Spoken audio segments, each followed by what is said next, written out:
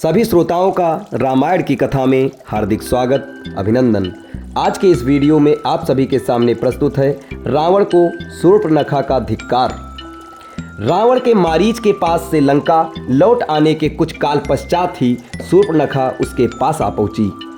उस समय रावण अपने मंत्रियों से घिरा हुआ था। स्वर्ण सिंहासन पर आरूढ़ रावण वैसे ही शोभा पा रहा था जैसे सोने के ईंटों से निर्मित यज्ञ वेदी में घी के द्वारा प्रज्वलित अग्नि। समर भूमि में साक्षात यमराज की भांति दिखाई पड़ने वाले रावण ने देवता, गंधर्व आदि सभी को जीत लिया था।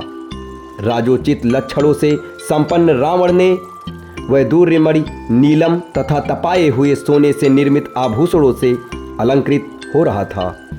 उसके अंगों पर विष्णु के चक्र तथा देवताओं के विविध आयुधों के अनेक प्रहार हुए थे, किंतु इन प्रहारों के बाद भी उसका कोई भी अंग खंडित नहीं हुआ था। वह रावण पर्वत शिखरों को तोड़कर फेंक देने वाला, देवताओं को रौंद डालने वाला, धर्म को जड़ से काट देने वाला, दूसरों की भार्याओं के सतीत्व का नाश करने वाला, यज्ञों में विघ्न डालने वाला तथा दिव्यास्त्रों का प्रयोग करने वाला था। उसने समुद्रों तथा पर्वतों पर विजय प्राप्त किया था, नागराज वासुकी को परास्त किया था, तक्षक की प्रिय पत्नी का हरण किया था, कुबेर पर विजय प्राप्त कर उससे पुष्पक विमान छीना था। इंद्रादि समस्त देवता उससे भयभीत रहते थे। वायु देवता उस पर पंखा डुलाते थे। वरुण उसके यहाँ पानी भरता था और वह मृत्यु को भी परास्त करने की सामर्थ्य रखता था।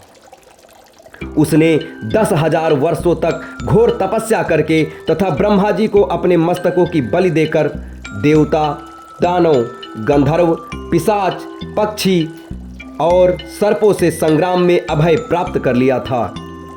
मनुष्य के सिवा अन्य किसी से भी उसे मृत्यु का भय नहीं रह गया था। शूर्पणखा राम के द्वारा तिरस्कृत होकर अत्यंत दुखी हो रही थी। उसने रावण के पास आकर क्रोध से फुफकारते हुए कहा, धिक्कार है तुम्हारे पराक्रम पर और तुम्हारे इन मंत्रियों पर। तुम अपनी विलासिता में डूबे हुए हो। तुम सब तो सुरा और सुंदरियों में व्यस्त रहते हो। ये नीतिवान रावण, क्या अब मुझे तुमको ये भी बताना पड़ेगा कि समय पर उचित कार्य न करने वाले और अपने देश की रक्षा के प्रति असावधान रहने वाले राजा के राज्य के नष्ट हो जाने में क्षण मात्र भी देर नहीं लगती। तुम्हें ज्ञात होना चाहिए कि वृक्ष से गिरे हुए पत्ते और राज्य से च्युत राजा का कोई मूल्य नहीं होता।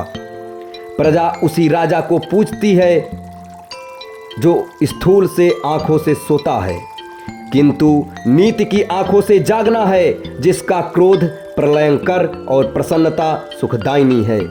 जिस राजा के गुप्तचर सक्रिय और सतर्क नहीं रहते, वह राज्य करने योग्य नहीं होता। तुम्हारे गुप्तचर तो मूर्ख हैं, अयोग्य हैं और बिल्कुल आलसी हैं। तुम्हारी बुद्धि दूषित हो चुकी है और मंत्री भी सर्वथा अयोग्य हैं। उन्हें अभी तक ये पता नहीं कि उनके राज्य दंडकारण्य में कितनी भयंकर घटना घट चुकी है। मेरे वीर भ्राताओं, खरदूषण का 14 सहस्त्र राक्षसों सहित संहार हो चुका है। जो ऋषि मुनि कल तुम्हारे नाम से थर थर कांपते थे, वे आज सिर उठाकर निर्भय घूम रहे हैं। तुम तो राम द्वारा किए गए भीषण हत्याकांड से अभी तक अपरिचित हो। शूर्पणखा के कटुवचनों से कुपित होकर रावण बोला, शूर्पणखे, मुझे बताओ कि राम कौन है, उसका बल और पराक्रम कितना है, दुष्कर दंडक वन में से उसने किस लिए प्रवेश किया है, उसके पास ऐसा कौन सा अस्त्र है जिससे उसने खर, दूसर और त्रिशिरा का सेना सहित संहार कर दिया। उसने तुझ जैसी सुंदर अंगों वाली को क्यों कुरूप बना दिया। रावण के प्रश्नों का उत्तर देते हुए शूर्पणखा ने कहा, हे भाई, महाबली राम अयोध्या नरेश दशरथ के पुत्र हैं। वे अत्यंत निपुण धनुर्धारी हैं। वे अकेले और पैदल थे तो भी उन्होंने मात्र 1.5 मुहूर्त मतलब 3 घड़ी में समस्त राक्षसों का संहार कर डाला। मैंने राम के बाणों की वर्षा से राक्षसों को मरते हुए देखा, किंतु यह नहीं देख पाई कि कब राम ने धनुष खींचा और कब बाण छोड़ा। स्त्री होने के कारण स्त्री होने के कारण राम ने मेरा वध नहीं किया और केवल अपमानित होकर छोड़ दिया। राम सामने ही पराक्रमी उसका भाई लक्ष्मण और अत्यंत सुंदरी उसकी पत्नी सीता भी उसके साथ हैं। इस भूतल पर मैंने आज तक सीता के समान रूपवती अन्य कोई स्त्री नहीं देखी है।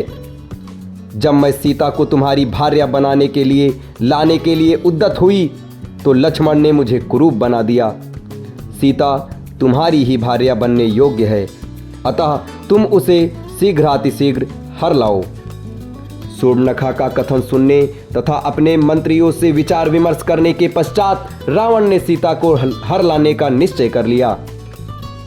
तत्काल उसने अपना रथ तैयार करवाया और उस पर सवार हो अपने मित्र मारीच के पास पहुंच गया। मारीच ने रावण का समुचित सत्कार करके पूछा, राजन, लंका में सब कुशल तो है ना? आप इतनी जल्दी पुनः कैसे लौट आए?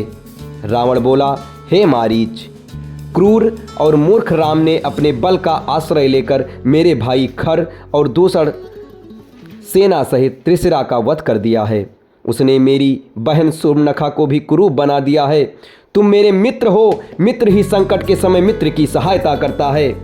मैं जानता हूँ कि मेरे मित्रों और शुभचिंतकों में तुमसे बढ़कर बलवान, नीतिवान और मुझसे सच्चा स्नेह करने वाला और कोई नहीं है। अतः हे मारीच, मैं चाहता हूँ कि तुम रजत बिंदुओं वाला स्वर्ण मृग बनकर राम के आश्रम के सामने जाओ। तुम्हें देखकर सीता अवश्य राम लक्ष्मण को तुम्हें पकड़ने के लिए भेजेगी। उन दोनों के चले जाने पर मैं अकेली सीता का अपहरण कर ले आऊंगा। राम को सीता का वियोग असह्य होगा और विरह की उस अवस्था में राम को मार डालना मेरे लिए कठिन नहीं होगा। रावण के वचन सुनकर मारीच बोला, हे लंकापति, जैसे कि मैं पहले भी कह चुका हूं कि ऐसा करना तुम्हारे लिए उचित बिल्कुल नहीं है। ये कार्य तुम्हारे जीवन के लिए काल भी बन सकता है। आश्चर्य की बात है कि वेद शास्त्रों के ज्ञाता होते हुए भी तुम पर स्त्री हरण जैसे भयंकर पाप करने जा रहे हो। तुम्हें ज्ञात होना चाहिए कि राम के क्रोध से तुम बच नहीं सकोगे। मारीच के इस उत्तर से क्रुद्ध हो हाथ में खड्ग लेकर रावण बोला, मारीच, मैं तुझे अपना मित्र समझकर तेरे पास आया था, तेरा अनर्गल प्रलाप सुनने के लिए नहीं। तेरी कायरतापूर्ण युक्तियों को सुनकर मैं अपना विचार नहीं बदल सकता। सीता का हरण मैं अवश्य ही करूंगा और तू मेरे आज्ञा का पालन भी करेगा। यदि तू मेरी आज्ञा मानकर मेरे इस कार्य में सहायता नहीं करेगा तो राम लक्ष्मण से पहले मैं तेरा वध करूंगा। रावण के क्रोध से भयभीत होकर मारीच ने अपनी सहमति दे दी। उसकी सहमति से प्रसन्न होकर रावण बोला, अब सिद्ध हो गया कि तू मेरा परम मित्र है। रावण उसे लेकर दंडक वन में पहुंच राम के आश्रम की खोज करने लगा। जब आश्रम मिल गया तो मारीच ने रावण के निर्देशानुसार मृग का रूप धारण किया और आश्रम के निकट विचरण करने लगा। इस अद्भुत स्वर्णिम मृग की शोभा देखकर सीता आश्चर्यचकित रह गई और विस्मित होकर उसके पास पहुंची। मायावी मारीच ने अपनी मृग सुलभ क्रीड़ाओं से सीता का मन मुग्ध कर लिया। अब इसके आगे की कहानी सीता हरण आपको अगले वीडियो में बताया जाएगा। तब तक हमारे साथ बने रहें। धन्यवाद।